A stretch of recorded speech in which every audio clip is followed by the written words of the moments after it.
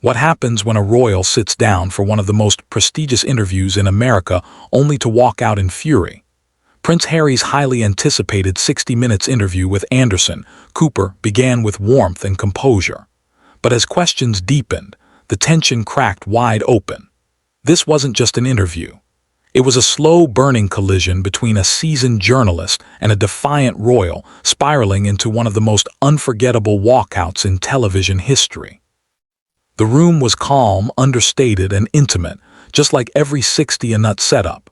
No grand stage, no studio audience, just two chairs, a coffee table, and the unmistakable quiet of serious journalism. Anderson Cooper greeted Prince Harry warmly, extending his hand with a respectful smile. "Harry, thank you for being here," Anderson began, his tone carrying both gravity and hospitality. Harry nodded curtly, his posture relaxed but with a certain stiffness that hinted at the storm underneath. "Well, I suppose the world expects me to explain myself, so here I am," Anderson chuckled lightly, steering the moment back to ease. "That's the beauty of conversations like this. People get to hear directly from you." The first few minutes unfolded smoothly. Anderson asked about Harry's life in America, his projects, the transition from royal duties to private ventures, and the challenges of raising a family outside the crown's shadow. Harry's answers, though, already carried a sharper edge than expected. "America has been tolerable," he said, his voice tinged with arrogance. "At least here, I don't have to bow to outdated rituals or pretend my family understands me. It's liberating to finally live in a place where people treat me as special, not just a spare part of a system." Anderson adjusted in his chair, unfazed. He had interviewed presidents, generals, and celebrities under fire. Ego and pride were no strangers to him. He leaned forward slightly. "But isn't there also comfort in tradition? A sense of stability, perhaps?" Harry smirked.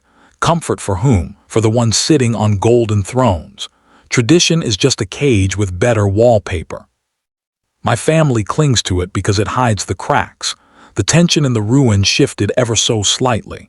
Anderson noticed the sudden flash of defiance in Harry's eyes, but his own tone stayed calm, steady. "That's an interesting way of putting it.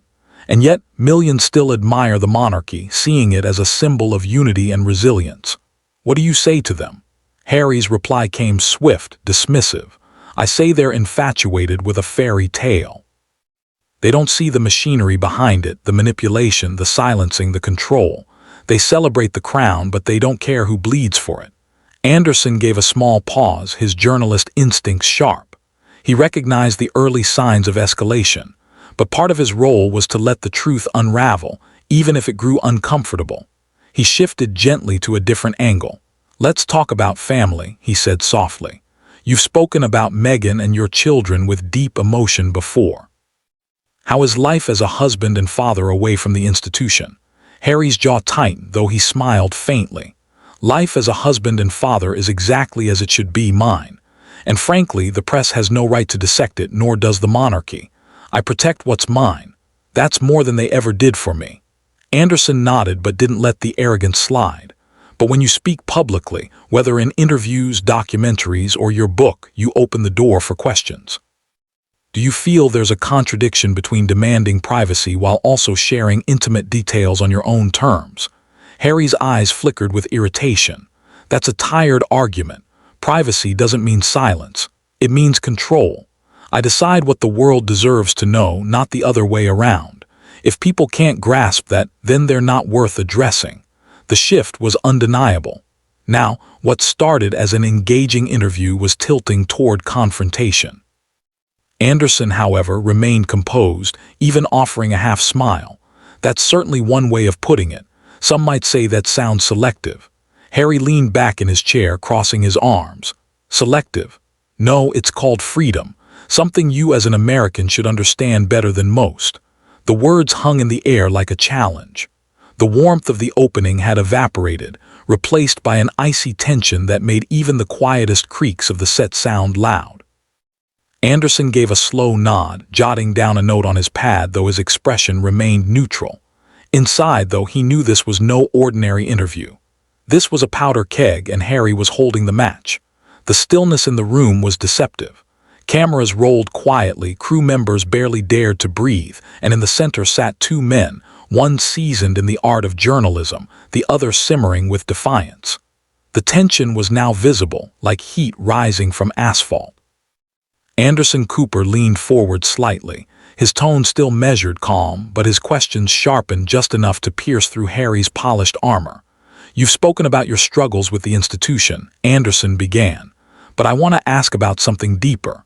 Your mother, Princess Diana, became a global symbol, not only because of her role, but because of the way she connected with people. Do you feel that you carry her legacy?" For a moment, Harry's lips pressed together in a thin line. The question touched a raw nerve, and his response came fast, clipped. "Legacy is a word the media loves. You put my mother on pedestals, you tore her down, and then you expect me to carry that weight as though it's a crown I should be grateful for. I'm not my mother's replacement, and I won't let anyone use her name to measure me." Anderson nodded slowly, keeping his composure. "Fair point, but many see you as continuing her spirit of independence, of challenging tradition."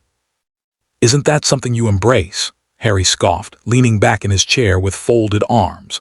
"You all want to turn me into a symbol because it makes for better headlines. I'm not here to be a candle in the wind for anyone's nostalgia. My mother's memory belongs to me, to my family, not to the public, and not to journalists trying to spin a story." The words were sharp, almost accusatory. Anderson absorbed them without flinching, his decades of experience carrying him through. "All right," Anderson said softly, "then let's pivot. Meghan, the two of you have spoken at length about the difficulties you've faced. Some critics argue that your marriage pulled you further from your family. How do you respond to that?" Harry's eyes flashed with irritation. "Critics? You mean the same people who have never met her, who write columns from behind desks, pretending they understand what marriage means? Meghan saved me from a suffocating institution. She didn't pull me away. She freed me. Anyone who can't see that is blind." Anderson kept his voice even, though Harry's hostility was now undeniable. "But when you describe her as saving you, doesn't that imply that without her, you'd still be trapped? Doesn't that give her an almost singular power over your decisions?" Harry smirked, shaking his head. "Singular power number. It's called partnership. Something most journalists like you can't comprehend because you're too busy dissecting other people's relationships instead of living your own." The sting was direct, but Anderson maintained his professional mask, refusing to bite back. Instead, he scribbled another note and pivoted again. "You've also been open about raising your children in America. How is fatherhood different here than it might have been back in the UK?" Harry exhaled sharply, as though the question itself bored him. "It's simple. Here, my children get to be normal. They're not props for photographers. They're not pawns in some royal chess game, and unlike back home, they have a father who protects them." Anderson tilted his head. "So you don't believe your family would have protected them?" Harry's tone was almost mocking. "Protected them? The monarchy doesn't even protect its own heirs, let alone the so-called spare's children. My children would have been sacrifices on the altar of tradition. That's not family. That's exploitation." Anderson gave a small sigh, his patience tested but still intact. "Some might argue that by stepping into documentaries, books, and interviews like this one, you're also putting them in the spotlight just under your own terms. How do you reconcile that?" Harry leaned forward now, his voice growing harder. "I don't need to reconcile anything. I decide what's best for my family. The media doesn't, the crown doesn't, and certainly not people like you." The room chilled instantly. Anderson's jaw flexed, but his tone stayed calm. "It seems every question about accountability, Harry, you redirect back to control. Do you think there's room for balance?" Harry's smirk widened, almost smug. "Balance is a myth. You either control your story or it controls you. I refuse to be a victim of narrative anymore. That's something you'll never understand because your entire career depends on poking at other people's lives." For the first time, Anderson's brow furrowed, the faintest sign of irritation flickering across his otherwise steady demeanor. He let the silence stretch, watching Harry revel in it.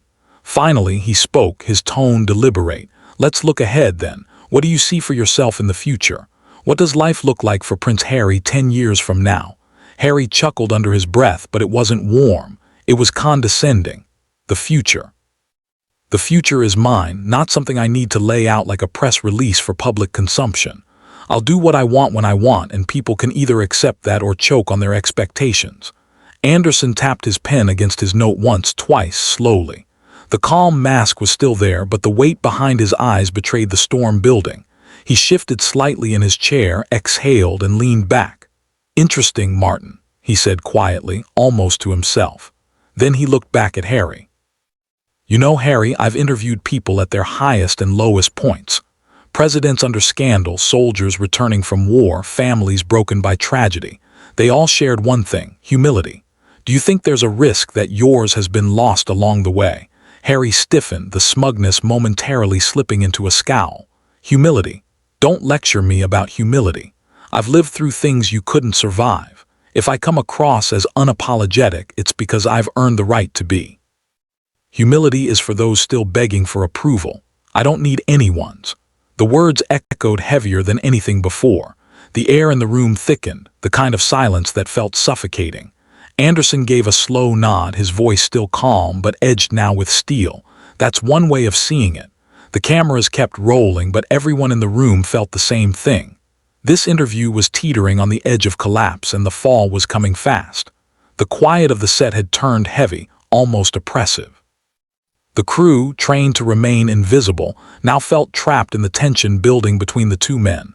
Every exchange chipped away at the polished surface of civility, leaving cracks wide enough for the audience at home to feel through their screens. Anderson Cooper adjusted slightly in his chair, his pen resting motionless against the notepad. His voice remained steady, but there was a hint of weariness creeping in. "Harry," he said carefully, "you've spoken about control, about carving your own path, but critics have pointed out that many of your public appearances, your book, the Netflix series, interviews like this one still revolve around the monarchy. How do you respond to people who say you're trying to escape an institution while never really letting it go?" Harry gave a sharp laugh, short and biting. "Critics, always critics. They cling to their illusions, desperate to keep the crown polished. Let me be clear. I talk about it because it shaped me, because it scarred me. The monarchy isn't something you just walk away from. It's stamped into your skin. If I choose to expose its flaws, that's my right. If people can't handle the truth, that's their problem." Anderson raised an eyebrow, his calm expression unbroken. "But you've also profited from those flaws. Do you see the contradiction there?" Harry leaned forward now, eyes narrowing. "Profited? Tell me, Anderson, is it profit when you claw back pieces of your life that were stolen from you, or is it survival? I took back my story, and if people want to pay to hear it, so be it. Better they hear it from me than from the tabloids you people love to quote." The dismissive tone carried an edge that even Anderson's legendary patience couldn't smooth away. He kept his voice level, but it was tighter now. "I don't quote tabloids. I ask questions the public wants answered." "There's a difference," Harry smirked. "Semantics. At the end of the day, you're still digging, still feeding the public appetite for drama. You're no different than the rest of them." The insult hung in the air, and this time Anderson didn't smile it away. His eyes flickered with something sharper, though his voice remained calm. "You've been very critical of the press. Yet here you are again, sitting in front of cameras. Is it fair to say you want the attention just on your terms?" Harry's lips curled into a mocking half-smile. "Ah, the old trap question. Attention, fame, celebrity. Do you people ever get tired of recycling the same narrative? I'm not here because I want your attention. I'm here because you bathed for mine. Let's not pretend otherwise." The arrogance in his tone sent a ripple through the room. A producer in the back shifted uncomfortably. Even the faint hum of the light seemed to grow louder. Anderson sat still, absorbing the jab, his composure intact, but visibly fraying. "All right," Anderson said softly, "let's shift gears again. You've mentioned often how much your mother meant to you. She fought for her independence, for her voice, sometimes against the same institution you criticize. Do you think she would be proud of the way you've handled things?" Harry's jaw tight, his eyes flashed with something between anger and pain. "Don't you dare sit there and use my mother as a prop in your little broadcast. You never knew her, you never knew what she endured. And you have no right to speculate about what she would or wouldn't think." Anderson let the words settle, his expression unchanging, but his patience was thinning to a thread. "I wasn't speculating, I was asking your perspective. "There's a difference, Harry." Harry leaned back, his voice rising slightly, arrogance dripping from every word. "Perspective. My perspective doesn't need your validation. It doesn't need anyone's. If you think you can corner me into some sentimental soundbite, you're wasting your time." Anderson's pen tapped once against the notepad, then fell still. He exhaled slowly, visibly steadying himself. "Very well, let's talk about Meghan. Many admire her, others criticize her. How has her role shaped the man you are today?" Harry laughed, but there was no humor in it, only disdain. "Here we go. Always Meghan, always the obsession. Let me spell it out for you. Meghan isn't my role model, she's my partner. If people can't accept that, then perhaps they're stuck in the POS just like you. Why don't you ask about my work, my projects, instead of parring what the world already speculates about?" Anderson's smile was thin now, his professionalism tested. "I have asked about your work.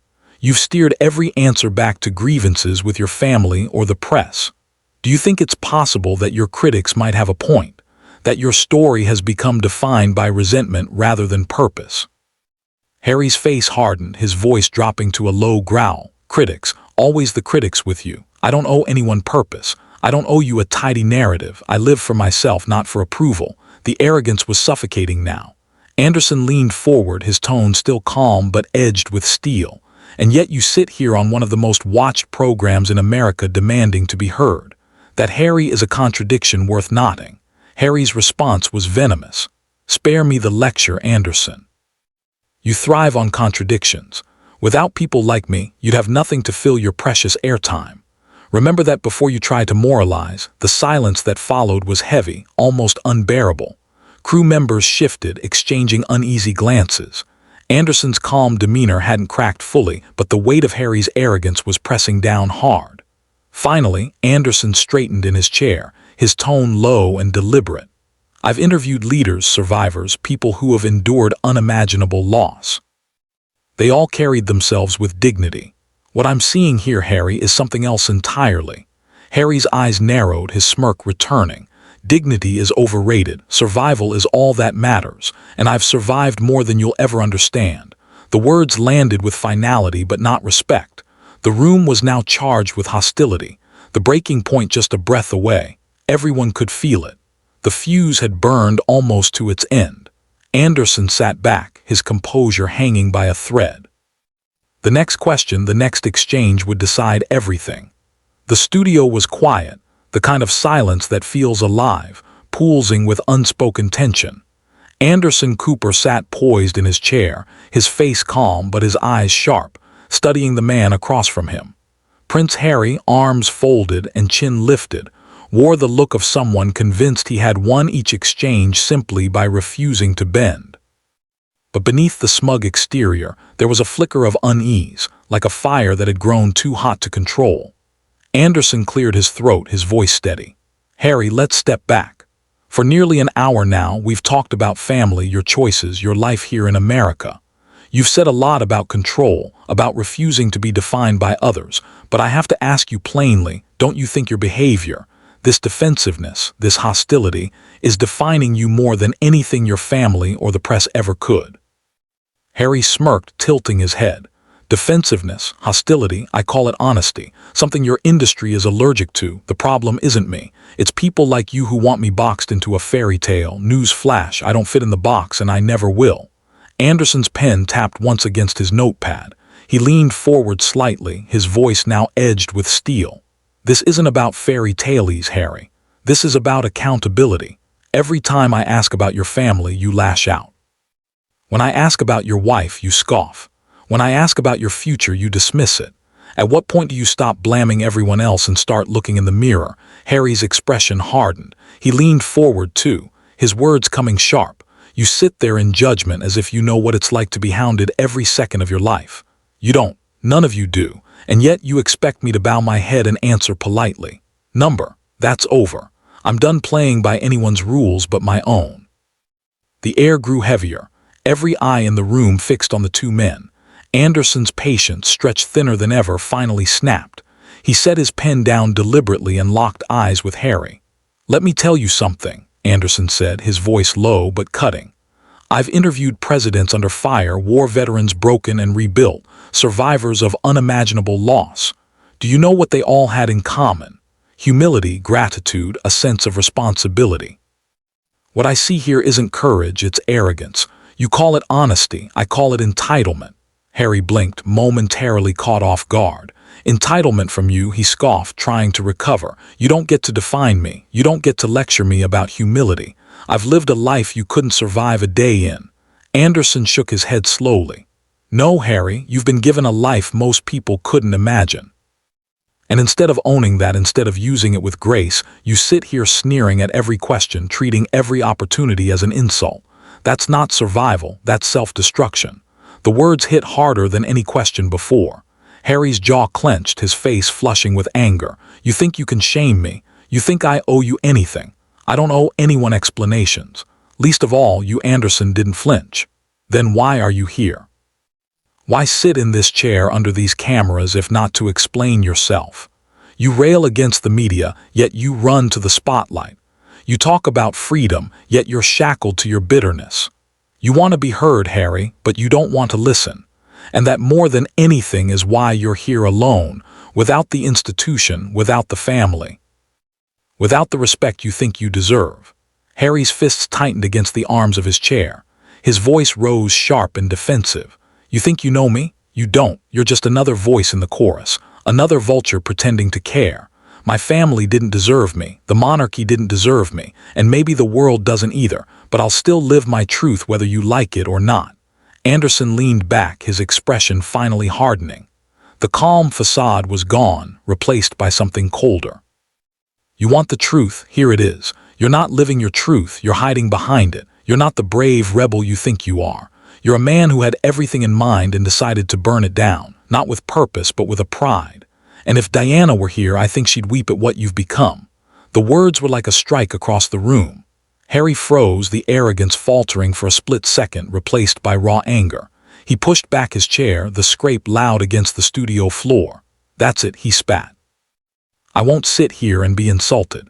This interview is over. Gasps rippled from the crew. A producer raised a hand as if to calm the situation, but Harry was already standing, storming toward the exit with his microphone still clipped, the wire snapping loose as he tore it away. Anderson watched him go, his voice steady as he turned back to the camera.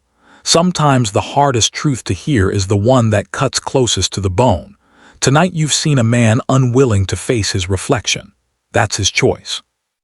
But our job is to ask and to listen even when the answers come wrapped in arrogance. He exhaled, his gaze softening as he addressed the audience directly. I want to apologize to you, our viewers. We hope for honesty and reflection. What we got was something else entirely, but perhaps in its own way, it revealed more than any answer could. The cameras lingered on Anderson's calm face for a moment before cutting to black. And in living rooms across America, audiences sat stunned. The prince, who had come to tell his story, had walked away instead, leaving behind not clarity but controversy. Was this the most dramatic interview of Harry's career, or just another example of him clashing with the press? Tell us what you think in the comments below. Don't forget to like this video if you were shocked. Hit subscribe and turn on notifications so you don't miss more unbelievable moments like this.